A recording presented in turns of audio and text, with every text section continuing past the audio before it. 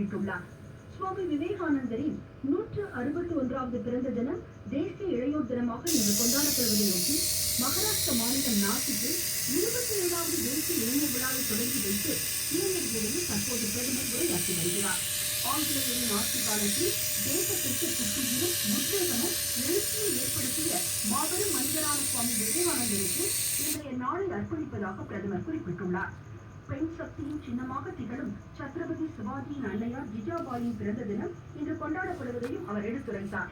சுவாமி விவேகானந்தரின் பிறந்த நாளில் நாசிக் இளைஞர்களிடையே தாம் உரையாற்றுவது மகிழ்ச்சி அளிப்பதாக கூறிய பிரதமர், மகாராஷ்டிர மண்ணில் பிறந்த சூழலில் சுங்கச்சாவடிகளை அகற்றி கண்காணிப்பு கேமராக்கள் மற்றும் ஜிபிஎஸ் கருவிகள் மூலம் கட்டணம் வசூலிக்க நடவடிக்கை எடுக்கப்பட்டுள்ளதாக கூறினார்.